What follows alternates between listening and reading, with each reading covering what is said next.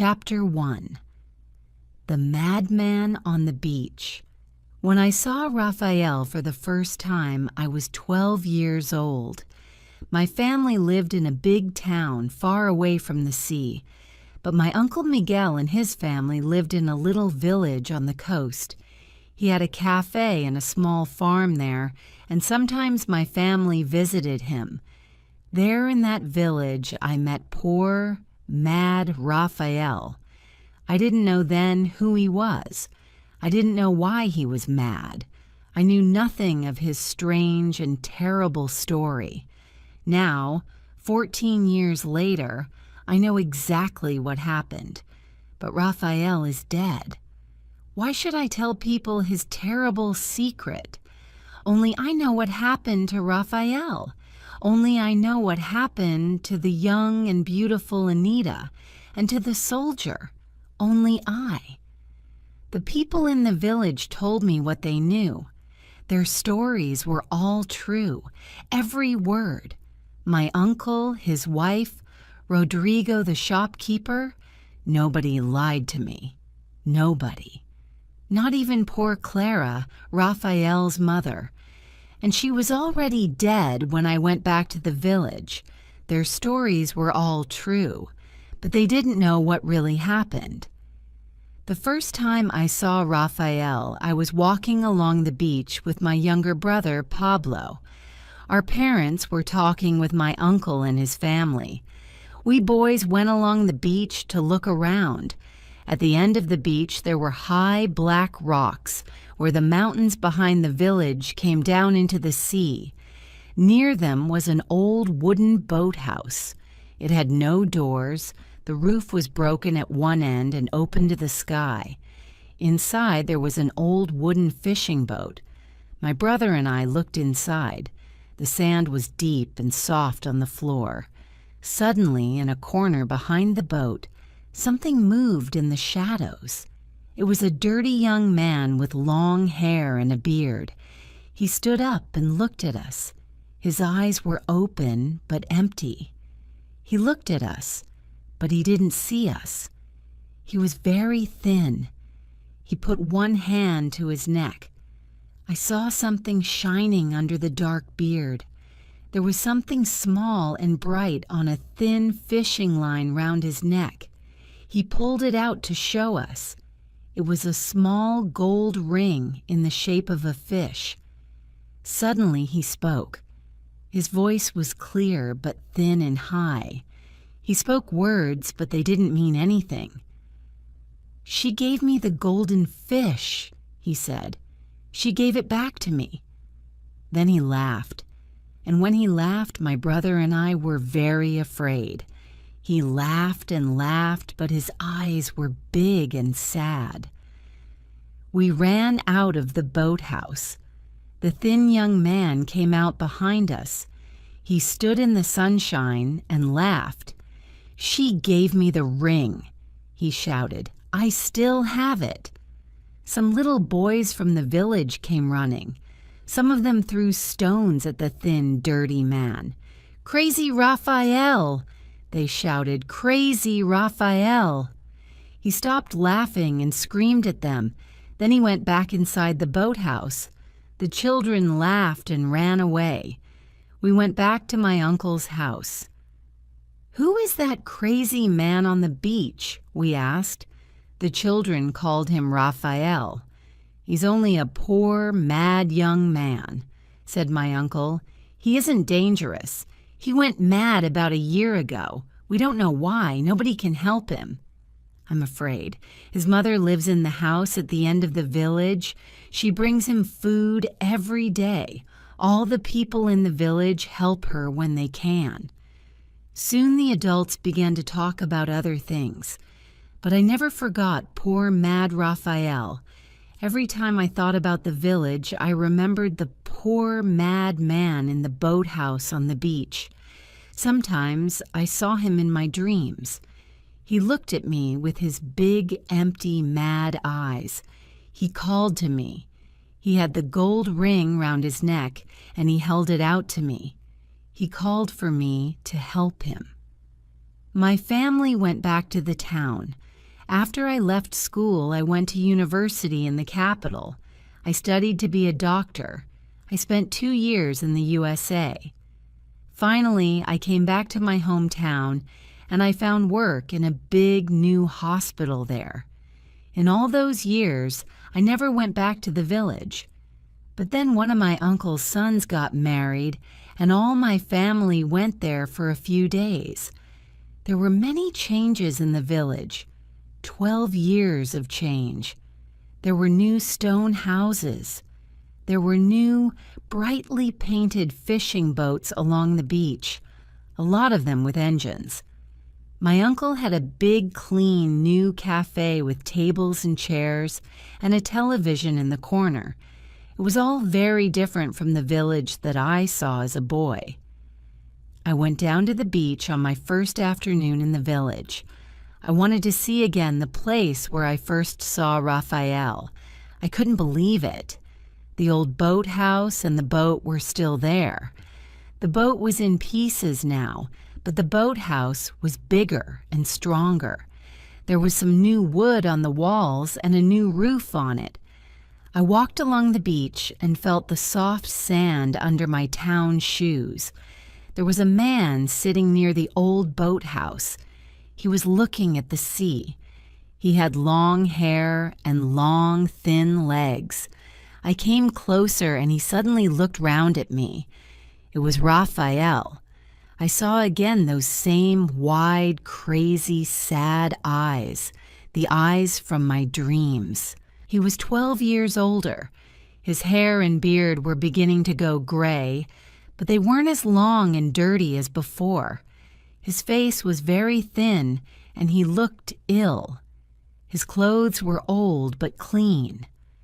"How are you, Raphael?" I called, smiling. He put his head on one side and looked at me. His mouth opened and he smiled. A thin brown hand moved up to his neck. "She gave me the golden fish," he said.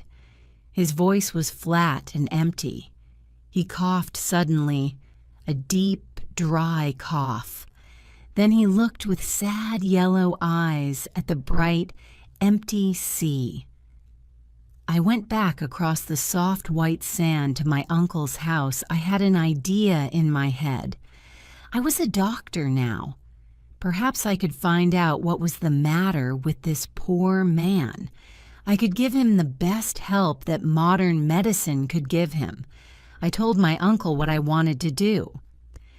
There are special hospitals now in the capital for people like Raphael.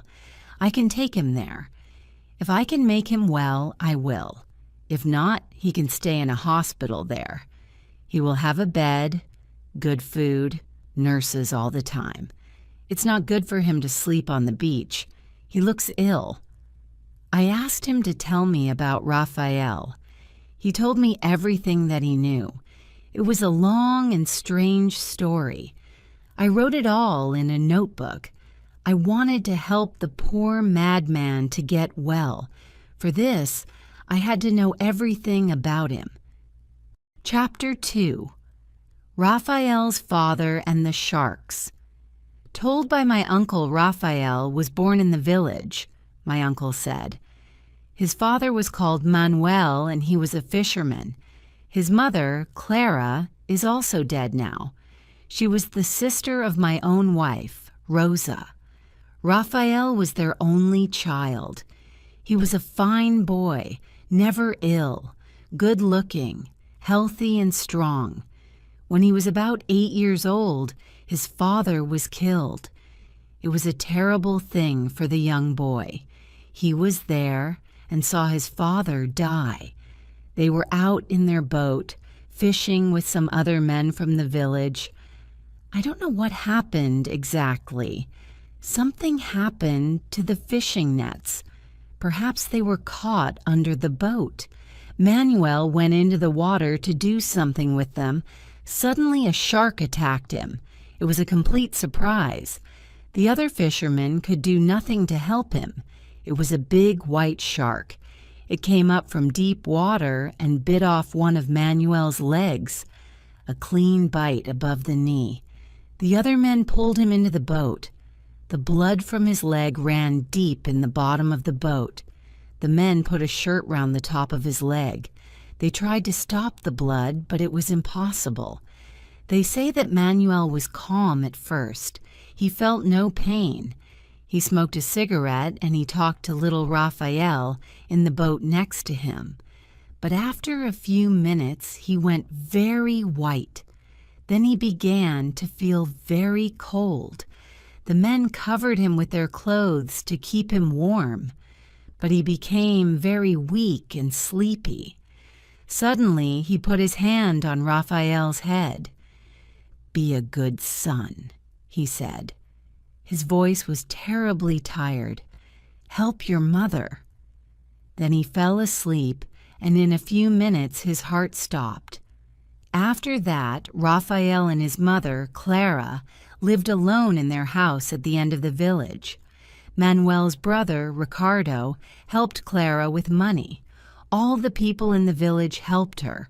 Manuel was a good man. We always help our people when they need it. In a few years, Raphael was older and started to work. He became a fisherman, too. He and his mother were poor, but he could earn enough money for them both. Raphael was a fine boy. He became a good fisherman, but he always hated sharks because of what happened to his father. Every few months he did something very strange. When anyone in the village killed an animal for meat, Raphael asked them for the skin and the stomach. He took the insides of the animal that nobody wanted. Then he went out in his boat alone, far from the land. There he threw the pieces of the animal into the sea and waited for the sharks to come. A shark can smell blood in the water when it is many kilometers away. Soon a lot of sharks arrived in the water round his boat. Then Raphael took his fishing spear. He stood up in his boat and killed one or two of them. When he killed a shark, the other sharks tasted the blood. They began to bite and eat the shark. So then there was more blood in the water and more sharks came. Raphael killed more and more. After an hour, he was almost too tired to stand. It was a really dangerous thing to do in a small boat. But he was smiling when he told me about it. He was really happy about the dead sharks, because a shark killed his father. So Raphael grew up, tall, strong, and good-looking. And of course, he fell in love with Anita, the shopkeeper's daughter. So now, said my uncle, I have to tell you about Anita, too. Chapter 3. Anita, the shopkeeper's daughter. Told by my uncle, Anita was a beautiful child. My uncle continued, I know most children are beautiful, but she was the most beautiful child that I've ever seen. Everyone loved her. Little children, old people, men and women, they all loved Anita. They smiled when they saw her. And year after year she grew up, and year after year she grew more beautiful. Her father, Rodrigo, the shopkeeper, loved her most. He tried to keep her close to him, always. She could never go out and talk with the village boys. But this is a small village. It was impossible to keep her at home all the time. She was a good girl, but all the young men dreamed of her and wanted to marry her. She was not only beautiful, she was clever, too. Her father could read and write. Most of the people in the village couldn't. We had no school in the village in those days, so Rodrigo taught Anita to read and write. He often went into the town to buy things for his shop. Then he brought back picture magazines and small story books for her. Anita was very good at reading and telling stories. She remembered everything that she read. When she was only 9 or 10, She often sat near the house under a tree with a book. There she read or told stories to her little brothers and sisters. Soon the other children of the village came and sat round her.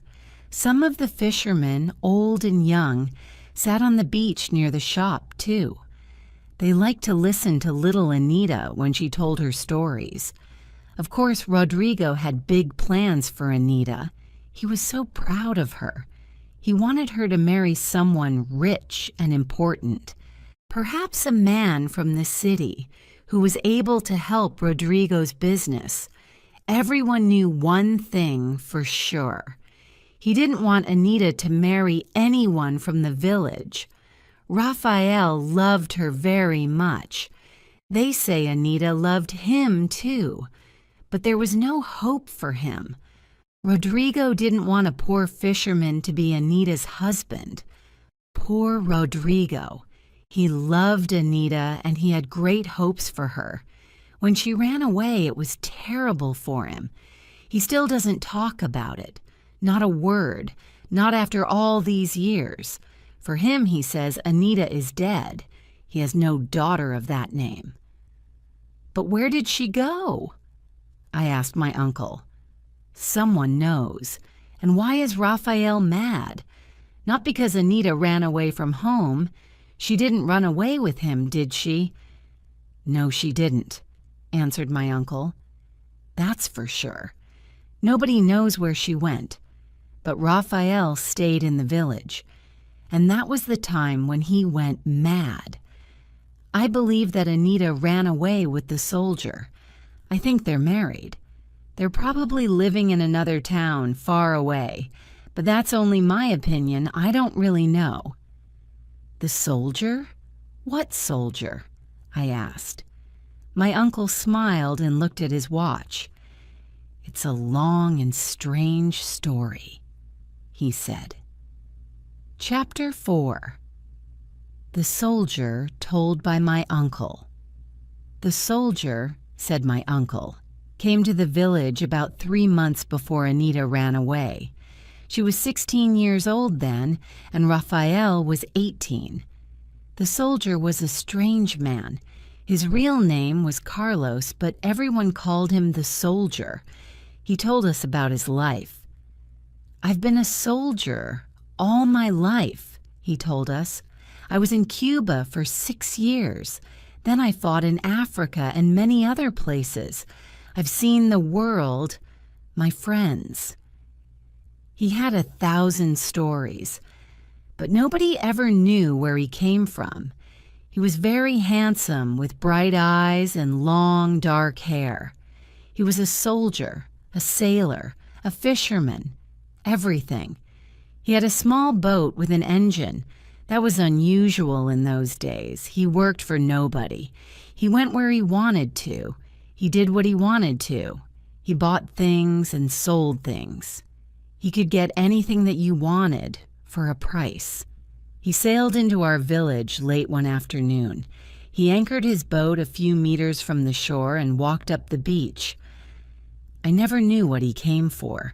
It was just a small thing that he wanted, probably. First he went to Rodrigo's shop. Then he came to my cafe and sat for an hour and talked. And there he saw Anita, sitting by the corner of the shop. The children were all round her on the ground, and she was telling them a story. He sat outside the cafe and talked for an hour or more about this and that, but his eyes never went far from the little group of children. At last he asked me, "Is that girl your school teacher?" I laughed and said, "No, she's just the shopkeeper's daughter. She's only 16. She's not much older than a child." He left the village late in the afternoon before it got dark. He walked through the water to his boat and climbed in. We watched him start the engine.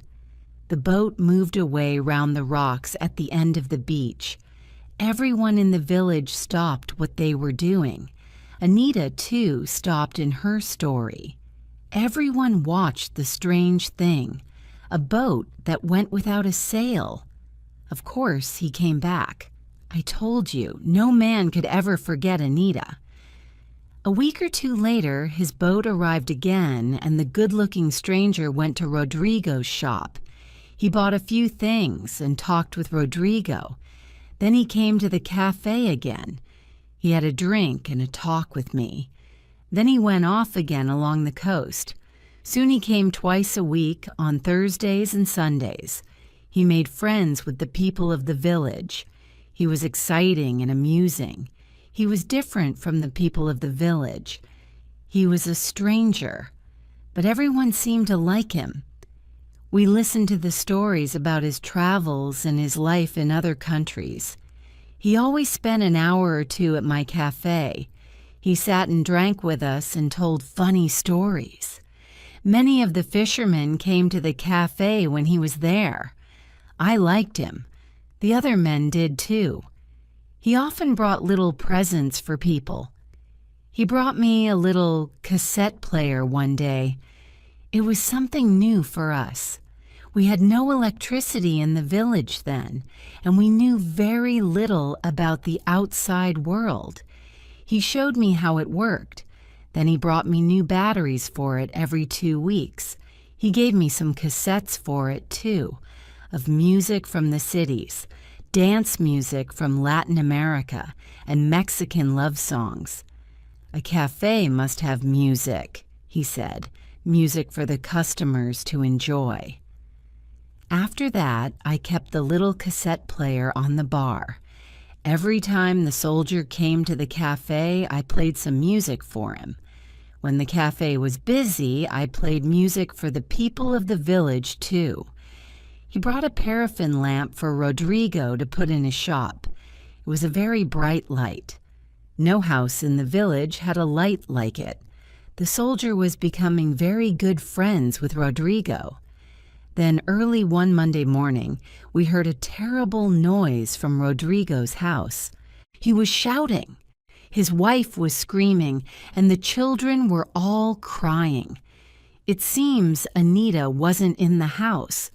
Her bed was cold and empty. There was no note from her, not a word. Rodrigo wanted to get the police. "Somebody has stolen my daughter," he said. "Somebody has taken her away in the night, dead or alive." But then they found that her little box was empty. Anita's best clothes and favorite things weren't there.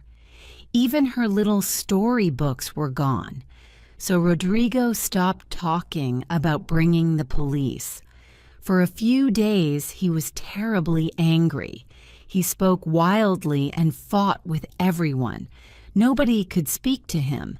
Then suddenly, he seemed to cut her out of his life. He never spoke her name again. He still doesn't talk about her.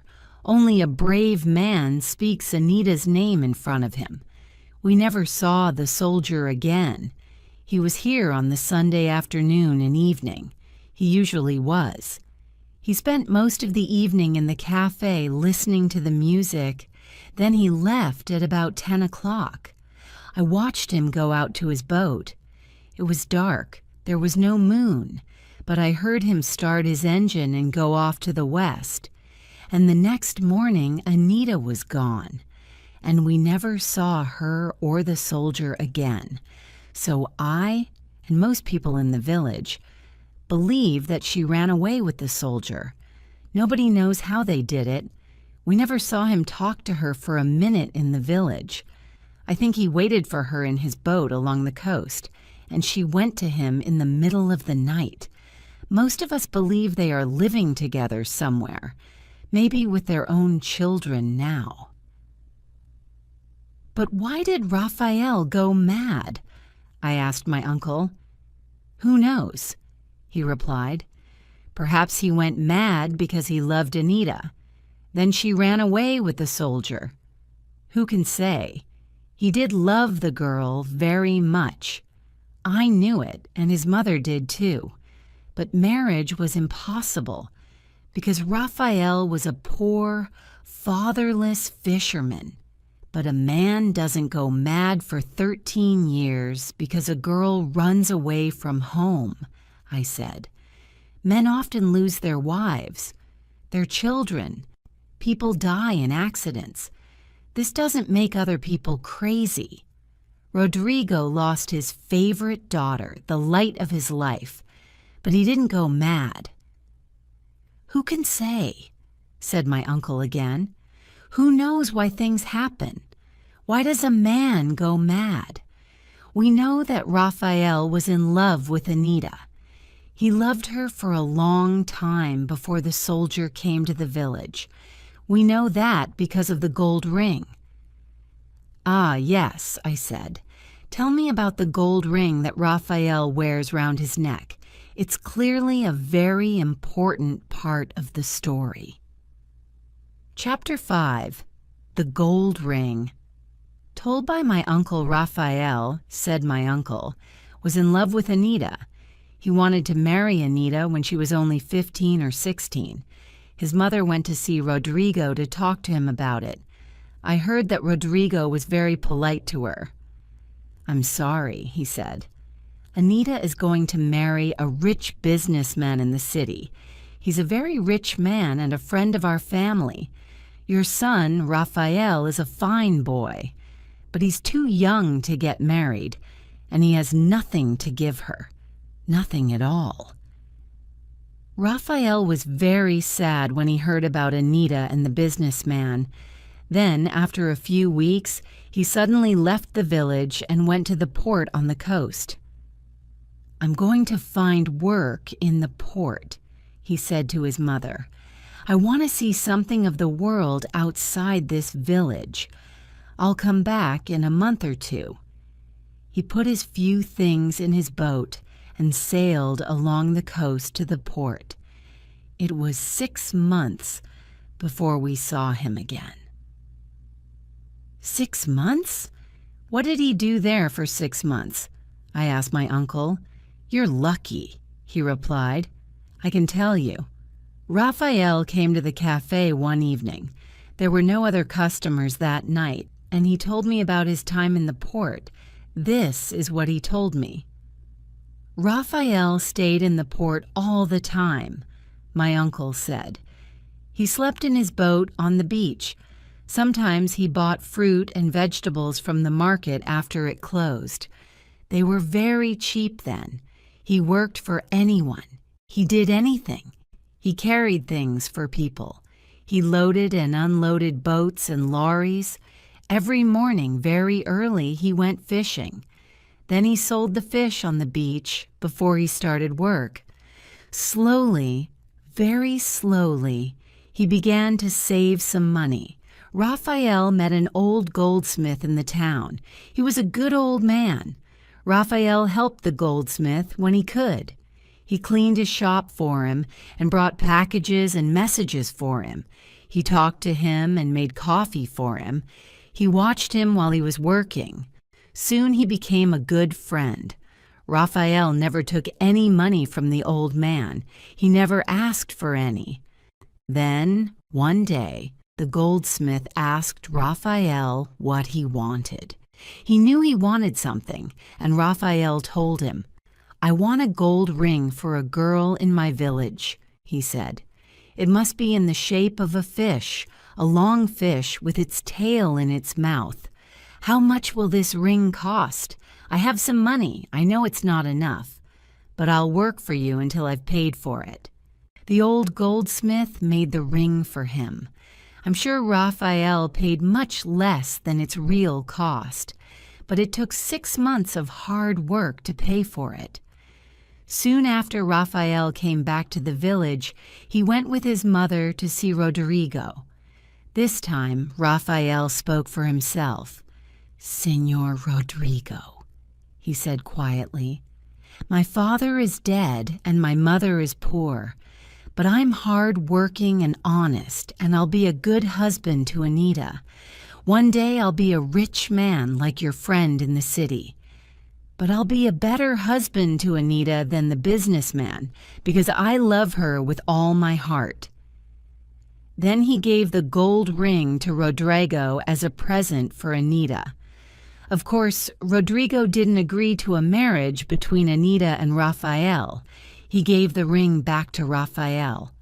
"I'm sorry," he said, "but Anita will marry the businessman in a year or two.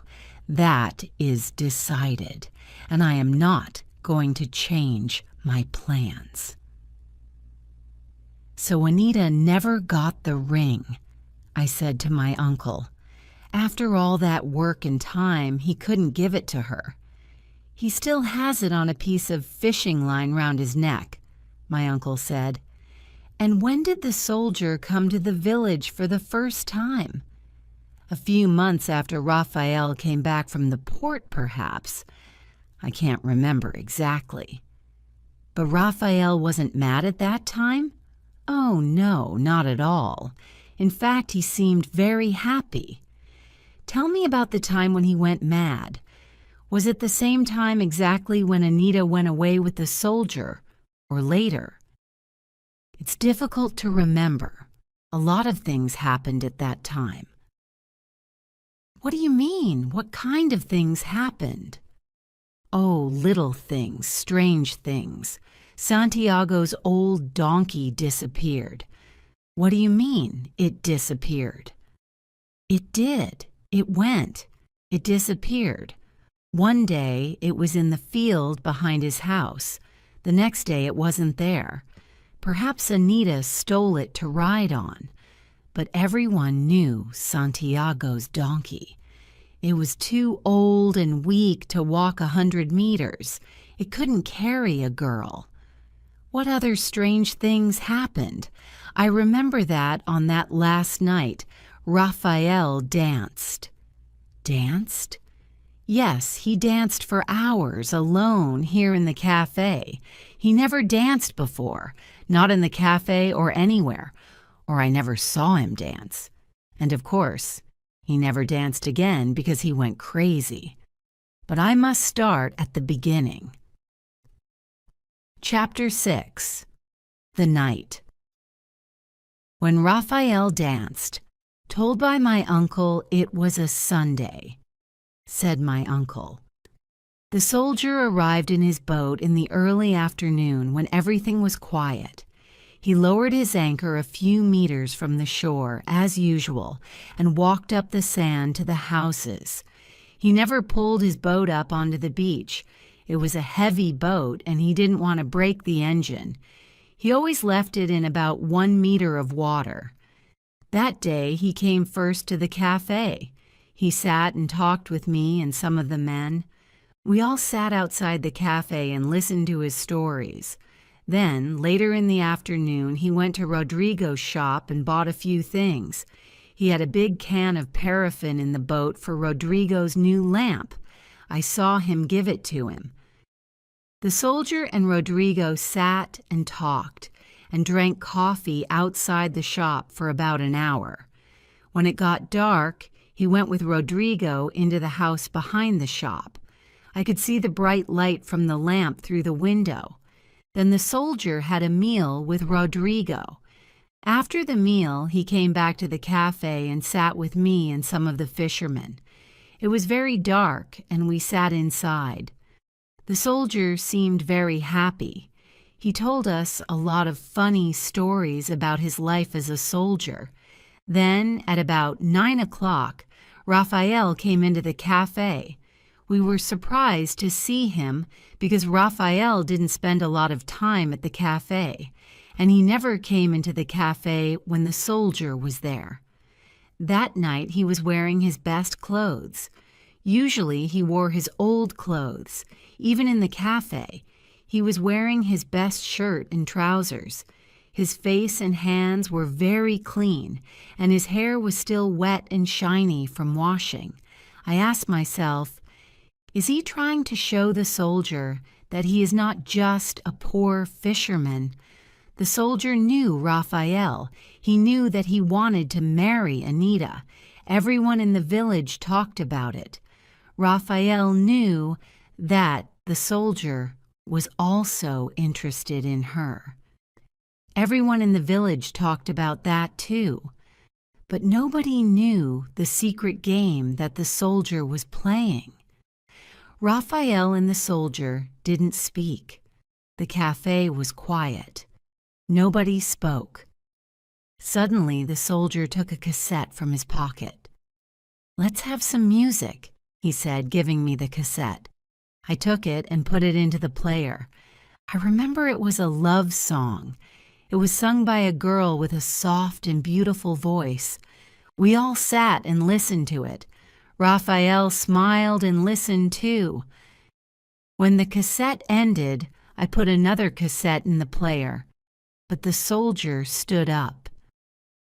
"It's getting late," he said. "I must go." He went out into the dark night. It was about 10 o'clock, I think, his usual time. A few minutes later, we heard the noise when he started the engine of his boat. Then the sound of the engine went slowly along the coast. Soon everything was quiet again. We could hear only the sea and the music. The girl on the cassette was singing another love song. It was a sad song, slow but strong. The fisherman and I sat quietly and listened. Suddenly, Raphael stood up in the corner of the cafe and began, very slowly, to dance. Alone in the shadows, his eyes closed, he moved to the music. He danced, his head back, eyes closed, a strange half-smile on his face. We all watched him in surprise. After a few minutes, we laughed and went on talking. But Raphael went on dancing alone for the rest of the evening. Every time the music stopped, he looked at me with big, dark eyes and said, "Again." And I put another cassette in the machine. Then Raphael smiled, closed his eyes, and continued dancing. At midnight, all the other men went off to bed. Raphael was still there, still dancing.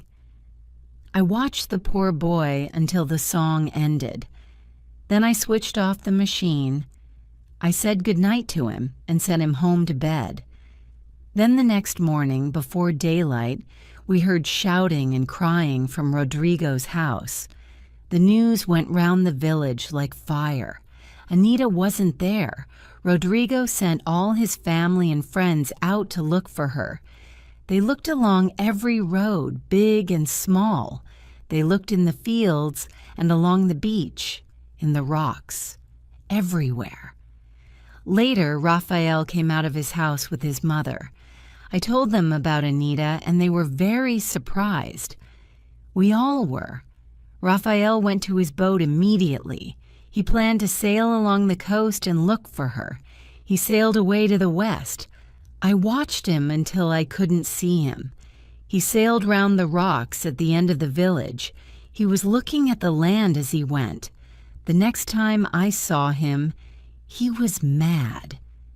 Everybody in the village was out looking for Anita that morning, but nobody found her. Then Santiago couldn't find his old donkey. He came to Rodrigo's shop. He was shouting that Anita took it. Rodrigo was very angry. He wanted to hit Santiago and knock him down. I thought he wanted to kill the old man. Some friends of Santiago took him away quickly. After that, he said nothing more about the donkey. Then, early in the afternoon, some of the fishermen found Raphael. He was about 1 kilometer west of the village, in a quiet place near the high rocks. His boat wasn't far from the shore, and Raphael was lying in the bottom of it. He was wet and dirty. He was looking up at the sky and laughing, and he was completely mad. They brought him and the boat back to the village. His mother and I washed him and gave him some water. We put him to bed, but he lay and made noises all night. He screamed and fought. He was like a mad animal. The next day, he went out of the house and sat by his boat. He looked at the sea all day and said nothing. We waited day after day. We gave him food and drink. We washed him when we could, but he was like a small child. We waited for him to get better, but he never did. "And you never found out what made him mad?" I asked my uncle. "He never speaks, only about the ring. You know everything that I know now," he said. "When we were washing the poor boy, we found the gold ring on a fishing line round his neck. When we tried to take it off, he screamed, so we left it there. All these years later, he still wears it round his neck. He gave 6 months of his life to buy that ring, his present for Anita, which she never had." Chapter 7. 2 Visits. The next morning, I went with my uncle to see Rodrigo, the shopkeeper. He had a fine supermarket now, built of stone. He still lived in a house behind the shop, but now the house was 2 floors high and had a garden with a wall round it. He also had his own lorry with his name on it, and there was a new car next to the shop. It was clear that Rodrigo had plenty of money now. Inside the supermarket, there were all kinds of tins and packets. There were boxes of fresh fruit and vegetables outside the door. It was the biggest shop in the village, and it seemed to sell everything. Rodrigo was a big, heavy man. He was about 50 years old, and he wore a fine white suit and a white hat. When we arrived, he was unloading boxes of tins from the lorry. He was picking them up 3 at a time and taking them into the shop. He was big and fat, but he was still a very strong man. He was polite and friendly to my uncle and me. He knew I was a doctor. He invited us into his house. We sat and had coffee and talked about the changes in the village since my first visit as a boy. At last, I told him my ideas for helping Raphael. Then he wasn't so friendly. "A doctor," he said. "He needs more than a doctor. I don't know why he's crazy. Nobody does. God knows I've helped him and his mother over the years. I've given them food when they were hungry and money when they needed it. His poor mother was a good and hard-working woman. Now she's dead. It was a terrible thing to happen to her. Terrible. First, her young husband was killed by a shark. Then her only son went crazy and lived on the beach like an animal. Some people say that love made him mad, but you're an intelligent man, doctor. You've studied at university. Does a young man of 18 years go mad for love of a girl? A strong young man in good health? It's a stupid idea. I believe he wasn't in good health. I think he was ill. I don't know the problem exactly. You're the doctor. Help him. Make him better if you can. But look for the facts. Don't listen to people's silly stories." "So you don't think that your daughter, Anita, was the reason for his madness?" I asked. Rodrigo didn't look at us. He looked at the wall for a long time. "I don't have a daughter called Anita," he said at last. "I had one many years ago, but she's dead." After that, he said nothing more about Raphael or Anita. Soon we thanked him and left. Later that morning, a man came to my uncle's house. He was small and thin. He stood at the back door with his hat in his hands. When my uncle saw him, he brought him inside. He found a chair for him and gave him a drink. "This is Luis Valdez," he said to me. "He's a farmer. He has a farm just outside the village to the east." We sat and talked about farms and the weather. Then the man began to ask me about Raphael. "Is it true, the story that I hear?" he asked. "Are you trying to save Raphael, the poor crazy boy?" "I'm a doctor," I answered. "And yes, I'm interested in Raphael. I'm trying to find out why he went mad. Perhaps I can make him better. Perhaps not." "My wife asked me to talk to you," he said. "She's Marta, Rodrigo's second daughter, and Anita's younger sister. She says she wants to talk to you about Anita and Raphael. But it must be a secret. She knows things that even her father, Rodrigo, doesn't know. She wants to help Rafael, but she doesn't want to make her father angry or unhappy after all these years. Her secrets will be safe with me, I said. I don't want to make the people in the village unhappy. I only want to help Rafael. If she knows anything about Rafael, I'll be happy to talk to her. That evening I went alone to Luis's house. Luis sent his children to bed, and Marta began to tell me her story. Chapter 8. The Young Princess. Told by Marta. I'm Rodrigo's second daughter, Marta told me. I was 7 years younger than Anita. When I was a little girl, it was very strange. Anita was beautiful. I wasn't. Anita was clever. I wasn't. She could read and tell stories, sing and draw pictures. I couldn't. I was small, fat, and stupid. But I've been lucky I married a good husband. I have 2 healthy sons and a pretty daughter. Now I'm very happy with my life. But I must tell you about my sister Anita. It's true that she was beautiful and clever, but I'm sorry to say she wasn't a very good child. Not very nice. Our parents gave her everything she wanted. She could do anything she liked. She never worked or helped our mother in the house. I remember that her hands were always clean and beautiful. Her fingernails were long and pink. They were never broken or bitten like mine. Everyone thought she was beautiful and clever. Everyone smiled at her. Everyone did what she wanted. She became proud and lazy. I remember she told us stories sitting near the house, but her voice was very loud and clear, and all the people near us could hear her clever words. She often sang to herself in the house, but she sang only when there were people outside to hear her. I'm sorry. This isn't important, really. But she did other things, worse things. We slept in a small room at the back of the old house. I was only 8 or 9 years old then. Anita had most of the room for her things, and I slept in the corner. One night, I remember, it was very late. Our parents were in their room asleep, and something woke me up.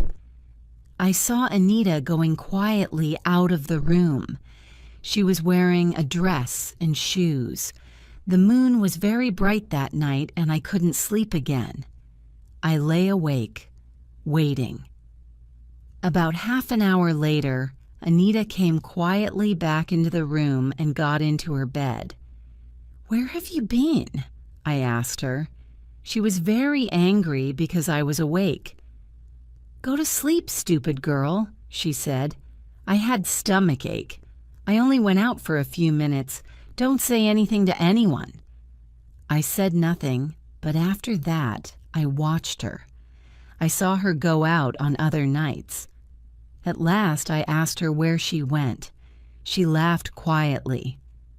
"I go to meet my prince," she said. That was all that she said. Her head was full of the stories that she read in her books. She loved stories about princes and princesses, stories about magic carpets which could fly, and magic lamps and rings. These were the stories that she told us most often. She didn't have to read them. She knew them all. She imagined that she was a beautiful princess in a story. She never believed that she was only a shopkeeper's child. Perhaps a king gave her to her parents in secret when she was a baby. She had many strange and silly ideas in her head. But who did she go to see? Who was this prince? I asked Marta. It was Rafael, of course, she replied. They were in love, even when they were little children. She went out at night to the big rocks at the end of the beach. Rafael came and met her there. They sat there in the rocks in the moonlight. They talked about their love and the happy married life that they planned. Our parents had no idea that she was doing this. Of course. Anita told me to keep quiet about it. "If you tell anyone," she said, "I'll say terrible things about you to our parents. They'll believe me. They won't believe you." And it was true. I knew it was true. They always believed Anita. She could always do what she wanted. I was always in trouble. So I said nothing. Then Raphael went away to work in the port. For 6 months, Anita lost her prince. In the daytime, she was the same as before, but at night she cried in her bed because her Raphael was far away. But when he came back, she was happy again. She went to meet him at the big rocks. After a few days, she came back from one of these meetings with a ring on her finger. She showed it to me in the moonlight in our room. It was the gold ring in the shape of a fish. She was very proud of it. She wore it on her finger when she went to meet Raphael. At other times, she kept it under the carpet in our room. Marta stopped and drank from a glass of water. I didn't know what to say. This wasn't the same Anita that my uncle described to me. "Do you know what happened to Anita?" I asked. "Do you know where she went that night? The night she went away?" Marta thought for a few long seconds. "I can remember what I saw, and I can remember what I heard," she said. "I remember all that exactly. I shall never forget it, but I'm still not sure what happened." Chapter 9. The True Prince Told by Marta. "On that Sunday night," Marta continued, "I went to bed early.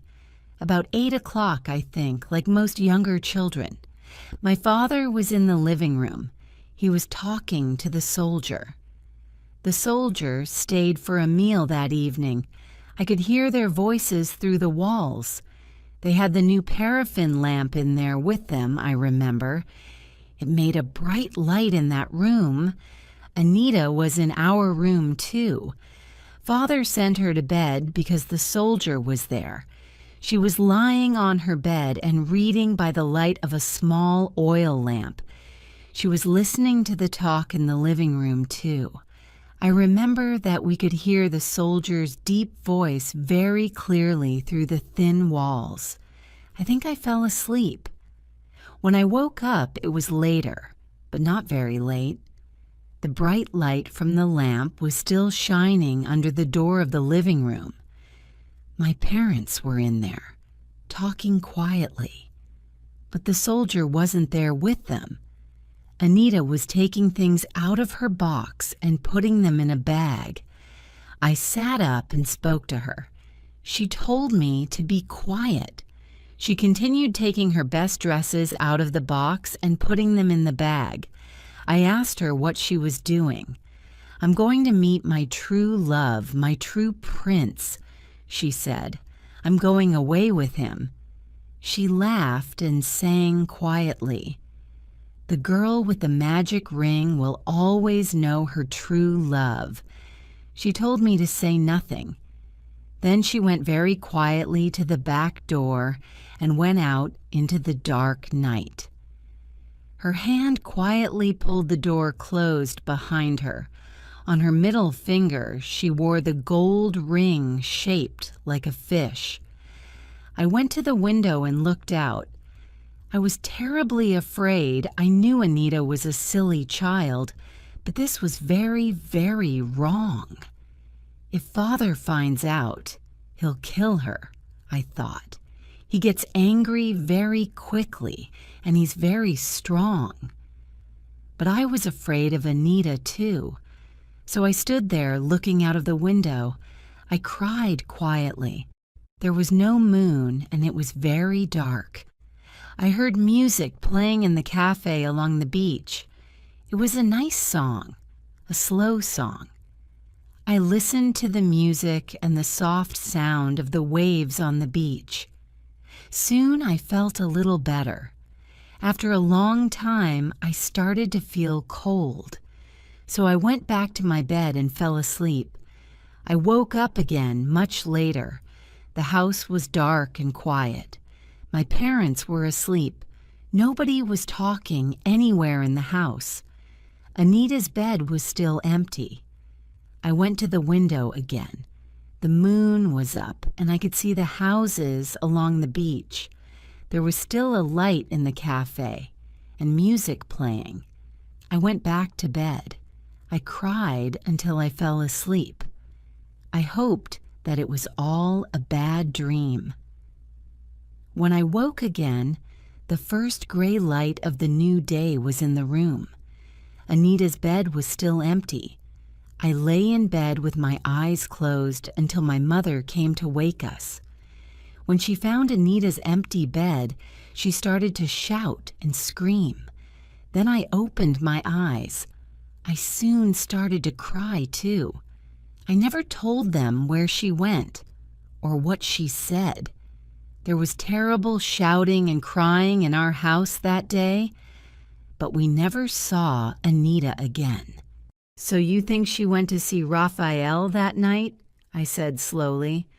"Oh, no," said Marta. "I think she went to meet the soldier, Carlos.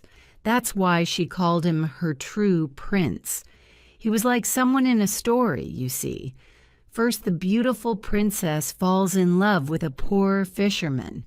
Then either he turns into a handsome prince, or a real prince comes along and takes her away to his palace. I'm afraid Anita was quite a silly girl, really. She lived the stories in her head.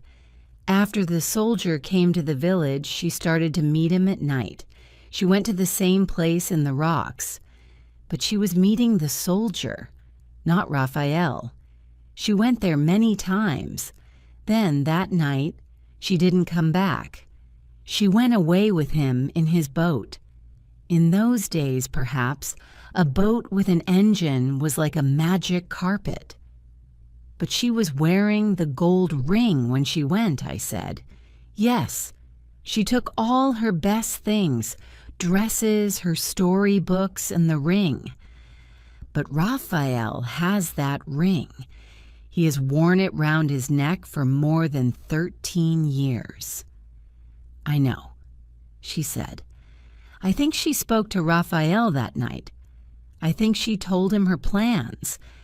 Then she gave him his ring and went off to meet the soldier somewhere along the coast. Is that what you really think? I asked. Yes, said Marta. She said goodbye to Raphael and gave him his ring. Then she went to meet the soldier. That's what made Raphael mad. He went to look for her the next day, but all the time he had the ring round his neck. He wanted her to come back, or he wanted her father to find her and bring her back. But she never came, and when she didn't come, Raphael went mad. When you talk to Raphael, what does he say? He holds the ring and says, "She gave me the ring," or "She gave me the golden fish." I answered, "Exactly," said Marta. First she took his ring and said, "I love you." Then she gave it back to him and went away with the soldier. That's what made the poor man crazy. What was so special about the ring? I asked. What did Anita say? Something about a magic ring? The girl with the magic ring will always know her true love. It was in her story, said Marta. Her own story. She wrote it herself. It wasn't a story that she read in a book. It was her favorite story. She told it to us hundreds of times. And it was about a magic ring? Yes, and in fact, I have the story here. Anita wrote it in a notebook, and I kept it. It's the only thing of Anita's that I have. I can't read it, of course, but it's that story. Marta went into another room and came back with a small, thin notebook. She carried it carefully in both hands. She put it on the table in front of me. It was a cheap school writing book. The pages were yellow with age. There was only one story in it. It was called The Ring of the Golden Fish. The story was short. It was written in pencil in the large, clear writing of a young child. Luis and Marta looked at me. I realized they were waiting. They wanted to hear me read the story to them. Chapter 10. The Ring of the Golden Fish. This is the story that I read to Marta and her husband, the story that was written by Anita all those years ago. A long time ago, there was a beautiful princess. She lived in a beautiful palace with big, beautiful gardens all round it. But she was sad because she had no friends. She couldn't talk to anyone or play with anyone. She was a prisoner in the palace because she was so beautiful. Her father wanted her to marry a rich, handsome prince. But the princes in that country weren't handsome. And the rich men weren't princes. And the handsome men weren't princes or rich. So she married nobody, and she was very sad. One day, a poor fisherman came to the beach at the end of the palace gardens. The gardens were very big and went as far as the sea. The fisherman caught a big golden fish, and he wanted to kill it. But it was a magic fish, and it spoke to him. "Don't kill me," it said, "and I'll give you a magic ring. And with this ring, you can marry the princess." So the handsome young fisherman put the fish back into the sea. Soon it came back with a gold ring in its mouth. "The man with this magic ring will always know his true love," said the fish, and it swam away to the bottom of the sea. The handsome young fisherman was called Roberto. Here the name Raphael was written first and then changed. When Roberto put on the ring, he saw in his head a picture of the princess. He fell in love with her.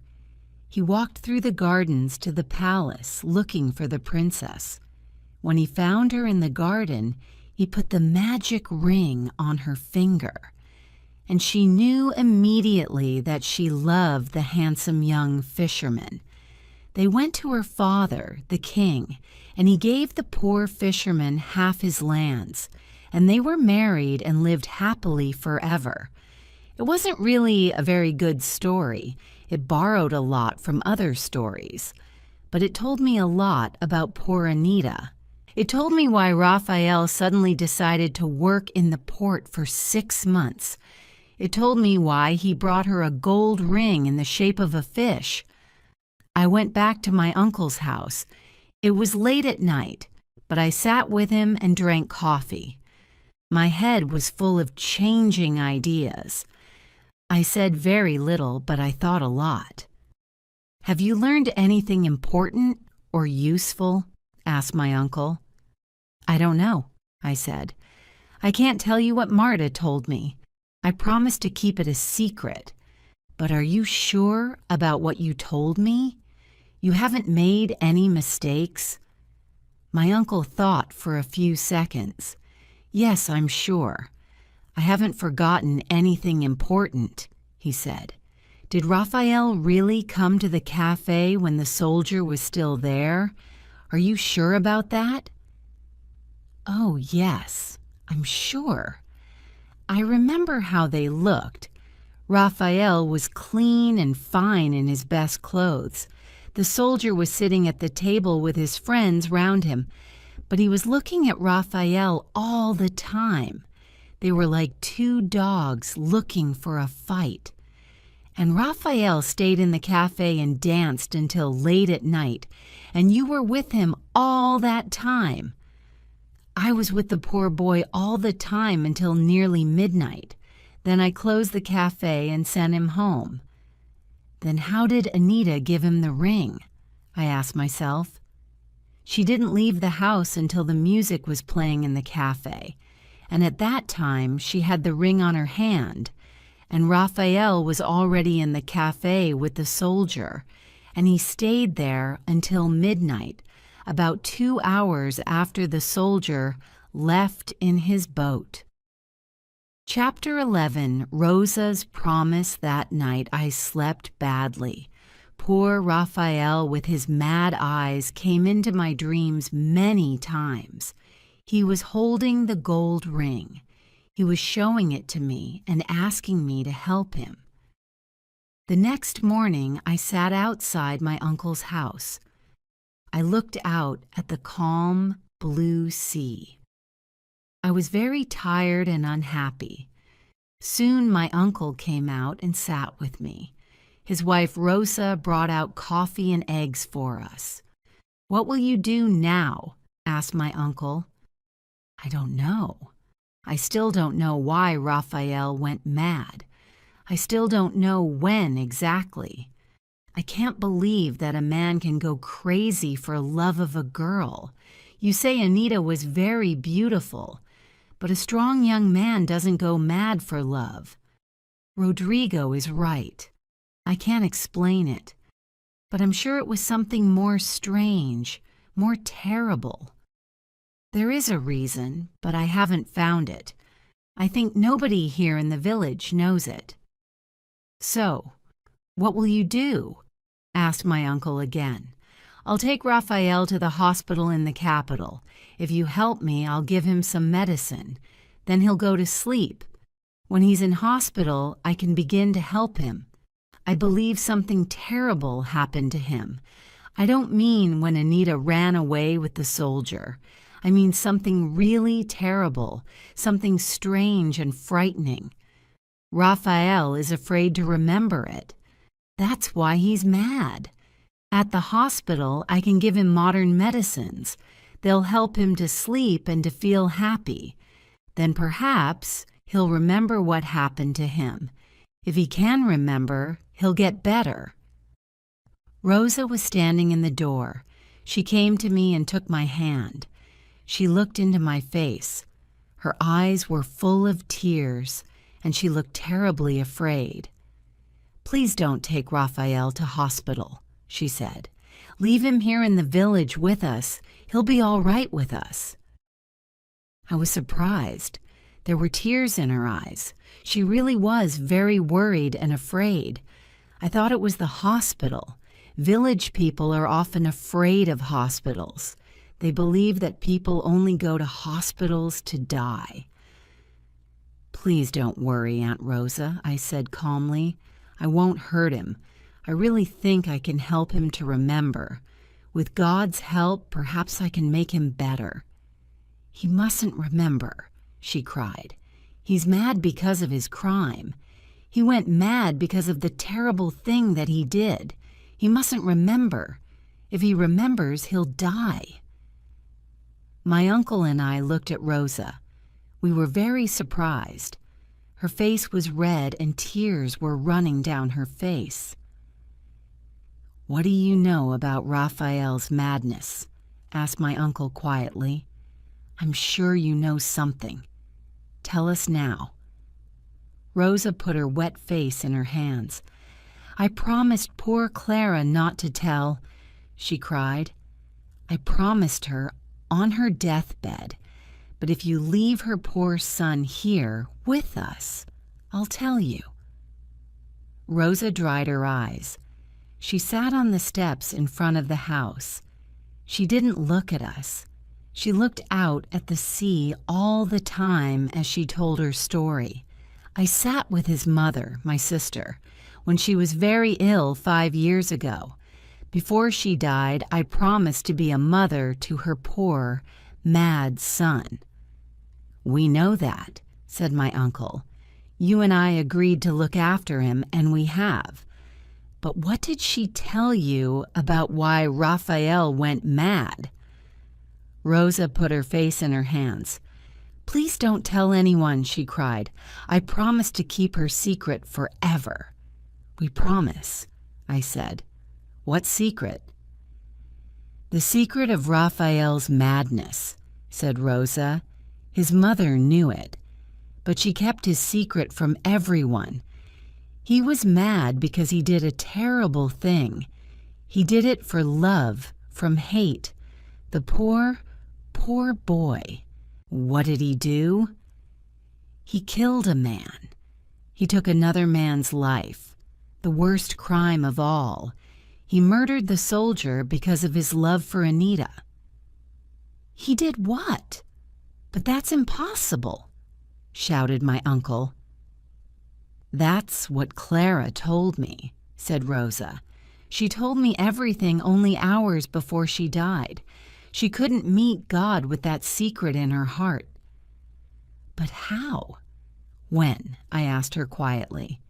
"Did she say?" "I'll tell you what Clara told me," said Rosa. "Her words are written in fire on my heart. I'll never forget them." Chapter 12. A Terrible Secret Told to Rosa by Clara. "It happened that Sunday evening," said Clara. "It was the evening before Anita went away. I cooked some fish and rice for myself and Raphael. Soon it was ready, but Raphael was out in his boat. He often went out soon after it was dark. That day he was out for more than an hour. Then I heard his boat come on to the beach near our house. As you know, the house stands alone at the end of the village. But still Raphael didn't come to the house, and the food was getting cold and dry. So I took the small oil lamp from my kitchen and I went down to the sea to find him. The boat was half on the sand and half in the water. Raphael was standing next to it. He was washing the inside of the boat. There was a lot of water in the bottom of it. I came near with the small lamp. The light shone on Raphael and the boat. He was very wet. His head and hair, his clothes. The water was running down him. Then I saw something terrible. There was blood on Raphael's clothes, blood in his hair, blood running down his face. His wet shirt and trousers were covered in it. There was fresh blood on his hands, red in the light of the lamp. "God save us," I said. "What's happened?" "I'm all right, Mother," he answered. "Don't be afraid, but I've killed the stranger who came here to steal my true love." Then I saw that all the water and the bottom of the boat was dark with blood. I put out the lamp immediately. There was no moon and the night was dark. I looked round at the empty beach. "Take off those clothes," I said quietly. "Wash yourself in the sea until you're clean. Then go to the house and put on clean clothes. Go quickly to the cafe so people can see you. I'll wash your clothes and the boat. Nobody will know what you've done. If the soldier stops coming here, people won't be very surprised." The man was a stranger. He had no family or close friends. Raphael did what one told him. He went to the cafe and stayed there all that evening. While he was there, I washed the boat. Then I washed his shirt and trousers many times until you couldn't see the blood.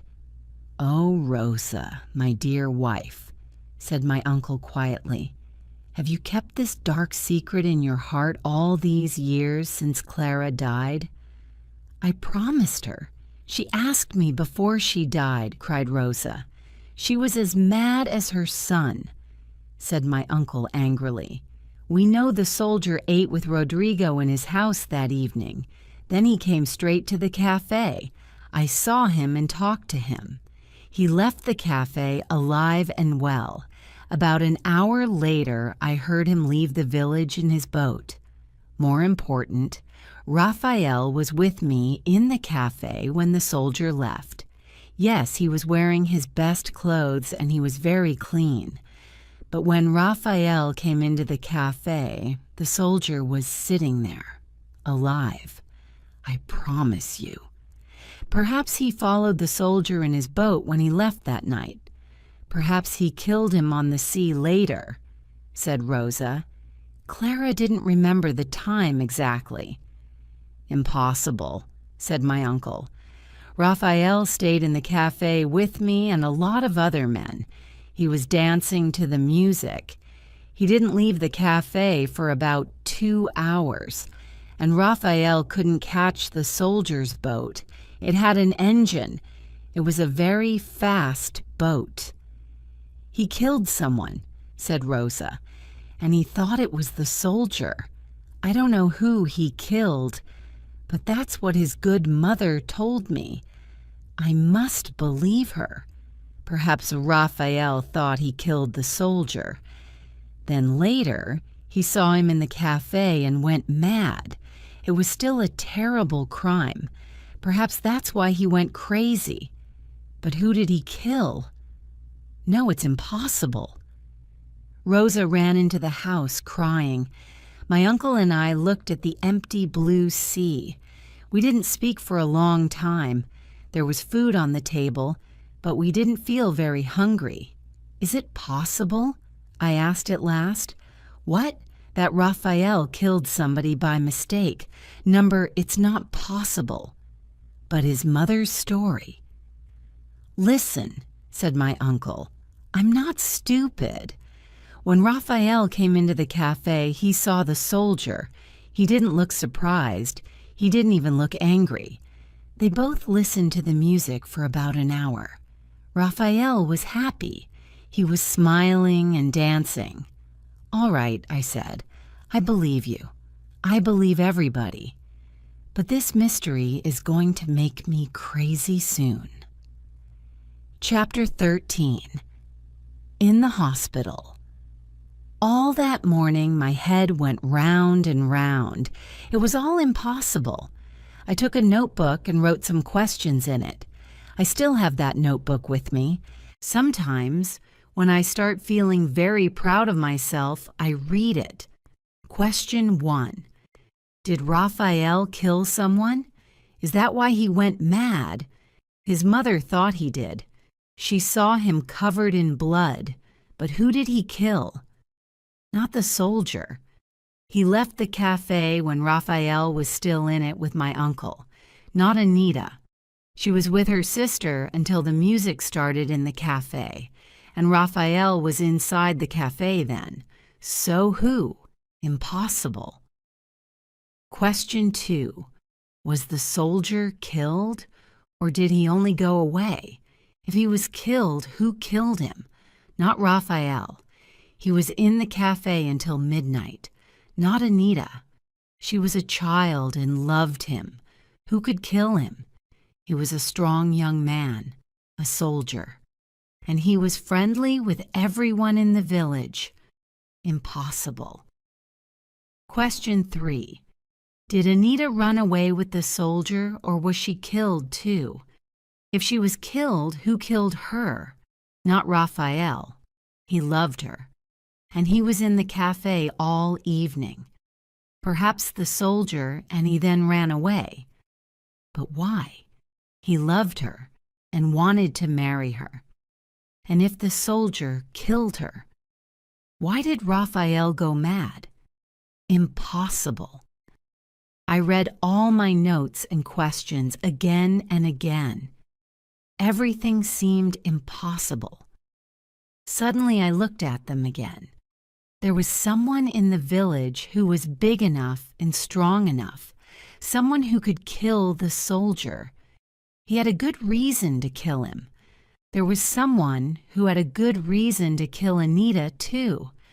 Perhaps he saw her leaving the house with her bag that night. Perhaps he followed her along the dark and empty beach, quietly through the soft sand. Perhaps he saw her meet the soldier. Perhaps he killed both of them and put their dead bodies deep in the sea. There was another man who loved Anita, and that man could kill her for running away. He was big enough and strong enough to kill the soldier. That man was Rodrigo, her father. But then the wrong man was mad. I am a doctor, not a policeman or a detective. I believed I was a clever man, more intelligent than the people of the village. I was too proud of myself. I told my uncle and all the people of the village about my plans to help poor Raphael. I, the great doctor from the university in the city, could make him well again. I was too proud. I spent a week in the village and I talked to a lot of people. But I still knew nothing about Raphael's madness. I still had no idea what happened to the soldier or Anita. I couldn't be sure that Rodrigo killed them. It was a stupid idea. I didn't really believe it. I promised Rosa and Marta to tell nobody what they told me. It was our secret.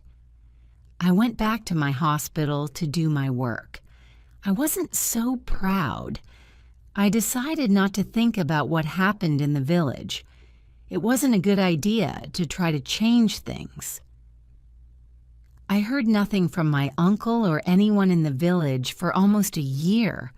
I often dreamt of Raphael and his gold ring when I was very tired. But I never went back to the village. I didn't want to meet those good people. I was sure they didn't have a good opinion of me now. Then, one day, a fisherman brought a note to the hospital. It was written by Rodrigo, the shopkeeper. It said, "Raphael is very ill. We think he's dying. Please come immediately. Only you can help us. Please come. Remember my dear daughter Anita and poor mad Raphael and help us. Your uncle asked me to write this letter, but I want you to come too. Perhaps at last we can find out what really happened to my daughter all those many years ago. Rodrigo Garcia." I took a small ambulance from the hospital and went to the village. I was there in a few hours. I went straight to my uncle's house. Raphael was there lying on a bed. Rosa was putting cold, wet cloths on his head. Raphael was very thin and yellow. When I came into the room, he coughed weakly. Blood ran from his mouth. Rosa washed away the blood with another cloth. It was already red with Raphael's blood. "It's tuberculosis," I said immediately. "He's very ill." "Yes, I know," said my uncle. "That's why I asked you to come. It's very bad. I don't think there's any hope for him." "I'll take him to the hospital," I said. "I've got an ambulance with me. With medicines and nursing, perhaps we can still save him, but there's not much hope for him. He's very weak." We put Raphael in the ambulance, and I took him back to the hospital in the city. He was almost dead. We washed him and cut his hair and beard. We put him in a clean bed and gave him medicines. I sat by his bed for 8 hours. He didn't move. He lay like a dead man. His body temperature was very high. Then very slowly it began to fall, and he fell into a quiet sleep. 2 days later, he opened his eyes. He was still having medicines, and he was very weak. He lay without moving. Only his eyes moved. He looked round the strange white walls, at the plastic bottle above his head. He looked at me in my white coat at his side. "Am I dead?" he asked very quietly. "No, Raphael," I said. "You're in hospital. I'm a doctor. Miguel, the owner of the cafe in your village, is my uncle. Don't be afraid. We're trying to make you well again." His mouth moved in a tired smile, and he fell asleep again. I brought a nurse to sit by his bed. "Tell me if he wakes up, or if he gets worse," I said. Then I went to my room in the hospital and fell on the bed. I was asleep in a few seconds. There was little hope for poor Raphael. He was thin and weak after all the years that he lived on the beach. For years he ate very little. He slept on the cold, hard ground.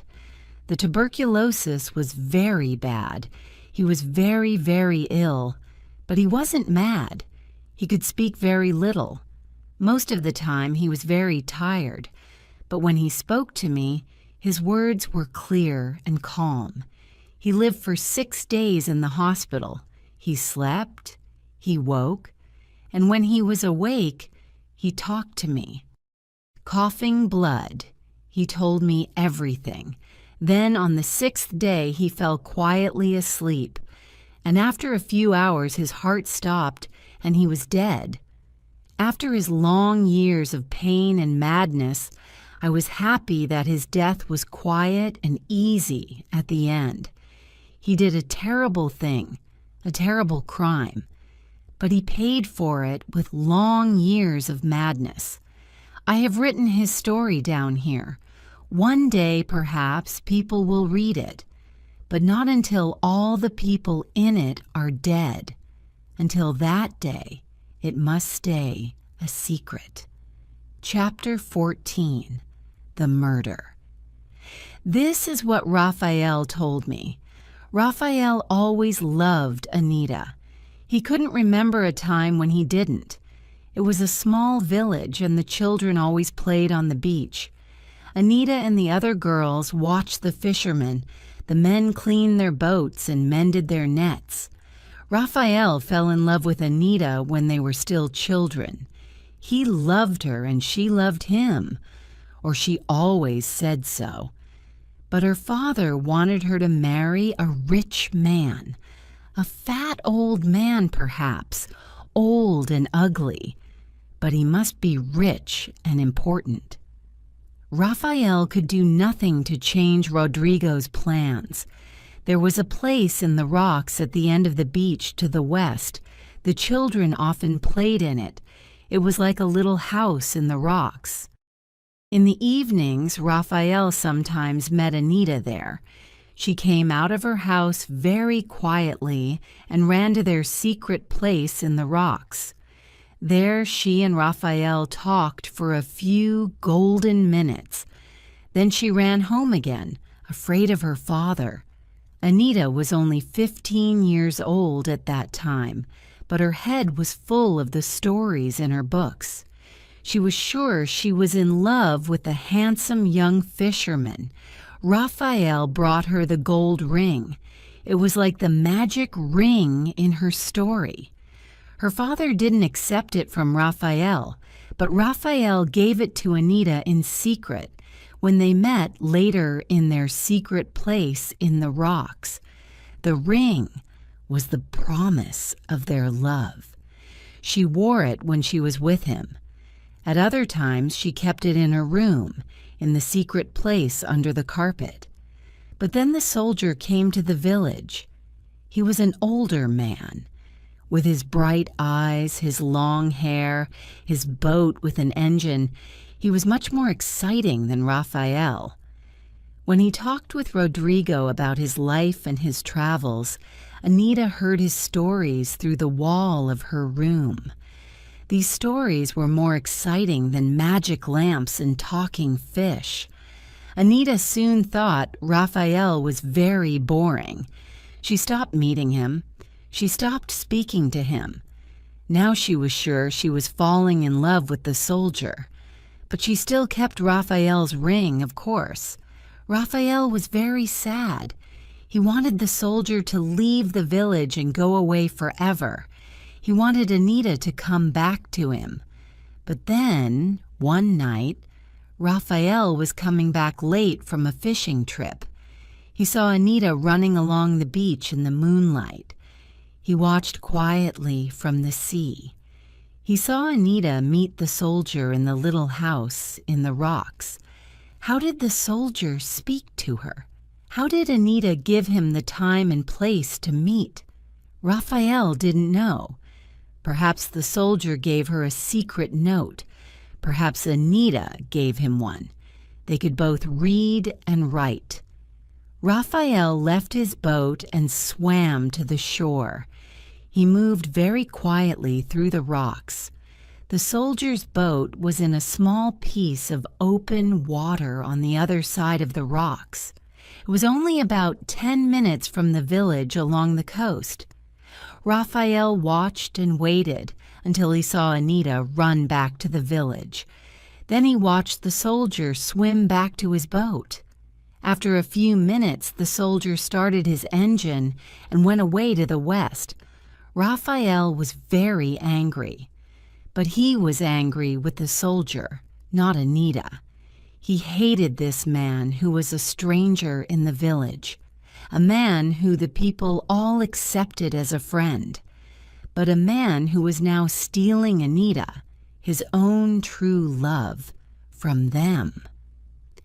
Next time the soldier came to the village, Raphael watched him. When the soldier went away in the evening, Raphael went quietly along the beach to the place in the rocks.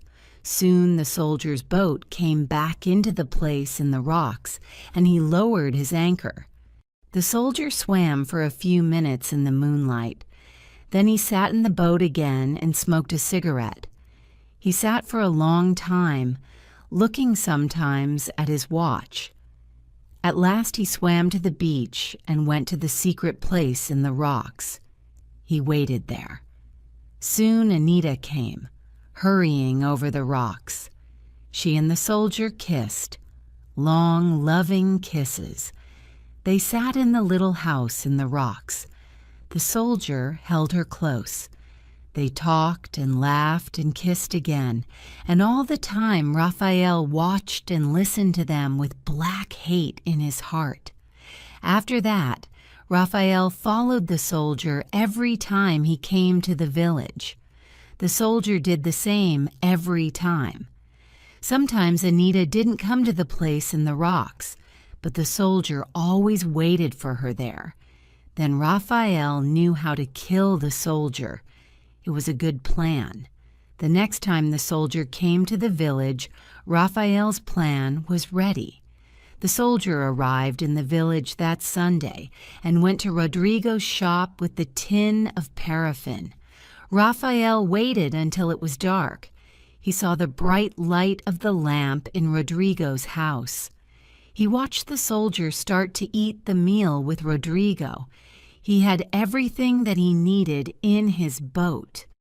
He sailed out quietly to the place in the rocks, the place where the soldier always waited. He took his boat close to the shore and tied it to a rock. Then he went on foot to old Santiago's farm.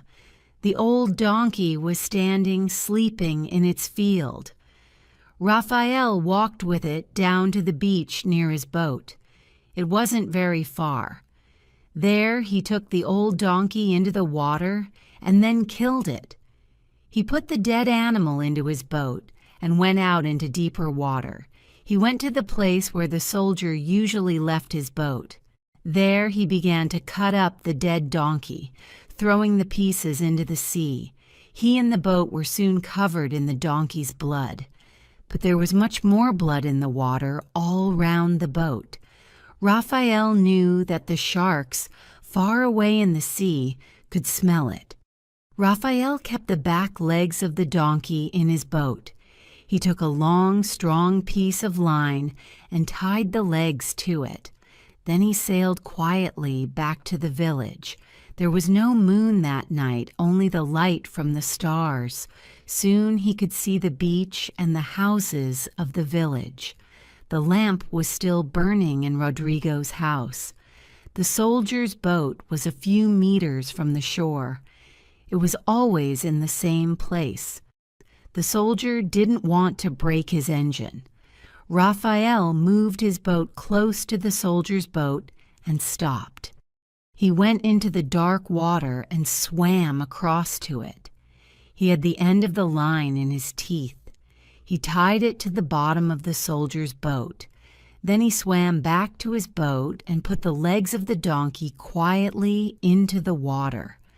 Now the soldier's boat had the smell of blood behind it. Raphael took his boat to the far end of the beach in front of his house. He pulled it half onto the sand and began to wash the donkey's blood from the bottom of the boat. He washed some of the blood from his clothes in the sea, but there was a lot of blood and water in the boat. Suddenly, his mother came with an oil lamp. She saw the blood on his clothes and in the boat. She was afraid he was hurt. "Don't be afraid, Mother," he said. "I'm not hurt. This isn't my blood. I've killed the soldier." It was true. The soldier wasn't yet dead, but Raphael's plans were made. Raphael wasn't afraid to tell his mother. She always kept his secrets. She was very calm when he told her. She sent him to the house to change his clothes. She stayed and cleaned the boat. When he went to the cafe, he found the soldier there. He was surprised. He thought the soldier was spending the evening with Rodrigo. Raphael looked at the soldier, his enemy. He was smiling and laughing with his friends. Raphael thought, "The sharks are already waiting for you. Tonight you're going to your death." The soldier left in the middle of the evening. He went out to his boat, started the engine, and went off to the west. Raphael stayed in the cafe listening to the music. He was afraid, but he was excited too. When he heard the music, he began to dance to the songs. Eyes closed, he saw in his head the soldier's boat. It went through the dark night. Behind it, the red line of blood, dark in the water. The engine stopped. The boat came quietly back to the secret place in the rocks.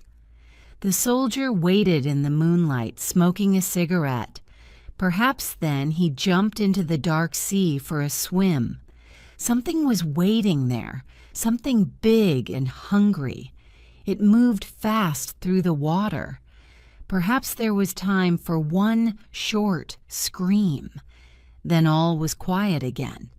The dark waters were calm, and the soldier was gone forever. Raphael danced and smiled and saw these pictures again and again. He stayed and danced until midnight. Then he went back to his house and went to bed. But he slept only for a few hours. Before the first light of day, he got up quietly and went out of the house. He took his boat along the coast to find the soldier's boat. The boat was there in the place in the rocks. It lay empty and quiet in the water. Raphael looked for the soldier in the sea and on the land, but there was no sign of him. Nothing was left of him. Raphael saw the long shadows of sharks still swimming in the water near the boat. The boat's engine was above the water. There was a long piece of fishing line tied many times round it. Raphael laughed. "My plan was better than I thought," he said to himself. "I tied the legs of the old donkey to his boat with some fishing line, and the line also stopped the engine, so the soldier had to go into the water to untie it." Raphael took the soldier's boat far from the shore. There he made a hole in the bottom and pushed it under the water. Soon it went down to the bottom of the sea. Raphael was happy. The soldier and his boat were at the bottom of the sea. Nobody knew what happened to him. He went back to the village and into the house to have an early breakfast. Suddenly he was very hungry. Chapter 15. The Truth at Last. A little later, Raphael told me, he and his mother heard the shouting and screaming from Rodrigo's house. They soon learned that Anita was nowhere in the house or the village. Raphael smiled to himself. Perhaps Anita was still waiting somewhere for her soldier. She can wait forever. She'll never see him again, he thought. I'll sail along the coast and look for her, he told his mother. In fact, he wanted to go to a quiet place to wash his boat again. There was still some dark blood in the bottom. He went back to the place in the rocks. It was calm and quiet there. The soldier's boat was at the bottom of the sea. Raphael took some water from the sea to wash his boat. a small shark swam slowly under it. Almost without thinking, Raphael picked up his fishing spear. He hit the shark hard through the back of the head. Its blood came out into the clear water. A few other sharks, bigger ones, smelt the blood and came fast through the water. They began to bite at the dying fish with their great sharp teeth. They fought, biting great pieces off the dead shark.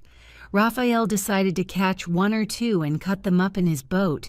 He wanted their blood to be in the boat with the donkeys. A white shark about 3 meters long was pulling at the dead one. It lay in the water next to the boat, not moving. Raphael killed it with his spear and put a line round its head. Then he pulled it into the bottom of the boat. Raphael took his knife and cut the shark open from neck to tail. Pieces of meat, fish, and hair from its stomach fell out into the bottom of the boat. There was a large piece of donkey skin with its gray hair. Raphael moved it with his knife. In that second, the world stopped. Raphael's blood seemed to freeze inside him. The sky went dark. He couldn't move. In the pile of meat and fish in the bottom of the boat, there was a hand, a complete hand, white and clean. It was cut off at the wrist with one clean bite. It was a small hand with small, pretty fingers. The fingernails were long and pink. They weren't bitten or dirty or broken by housework. And on the middle finger of the hand was a gold ring, a ring in the shape of a golden fish. Raphael gave one great scream. He held his head in his hands. He knew now where Anita was. The night before, when the engine of the soldier's boat stopped working, she was there in the boat with him. Then he went into the water to look at the engine. She stayed in the boat. She saw him when the sharks killed him in the dark water. Perhaps she tried to pull him into the boat, but then she too fell into the blood-red water. And there she spent the last terrible seconds of her life with her true prince, the soldier. Raphael knew he couldn't continue living. He couldn't live with this terrible secret. He stood up in the boat and called Anita's name. Then he threw himself into the sea. He lay in the water, face down. He waited for the sharp teeth in the mouths of the sharks to pull him down to his death. But they didn't. He felt them in the water all round him. Sometimes he felt them push against him, but they didn't hurt him. Then Raphael understood. God didn't want him to die this way, an easy death, a quick death, too quick and easy for a murderer. He was terribly afraid. He tried to kill himself. He held his face under the water and tried to die. But he couldn't. At last he climbed back into the boat. He sat like a dead man and looked at the little hand with the gold ring. After a long time, he took the ring carefully from her finger. He took a piece of fishing line and tied the ring round his neck. He had his ring again. He had it from Anita's own hand. "I'll keep it with me forever," he thought. "Then I will never forget my terrible crime." He threw the dead shark back into the sea. Then, last of all, he took the cold white hand. He held it in his own hand for the last time. Then he put it carefully into the water. Then he lay down in the bottom of the boat, holding the ring at his neck. And he looked at the bright sky and talked to Anita. And they laughed and laughed. I took Raphael's body back to his village. He lies in the ground near that place in the rocks, the secret place where he and Anita spent many happy hours. I put the gold ring round his neck, the ring that he took from Anita's dead hand. It will stay with him forever. Nobody in the village knows what he did. Not Rodrigo, not my uncle or Rosa. They still believe that Anita and the soldier are living somewhere far away. I can see no reason to tell them anything different.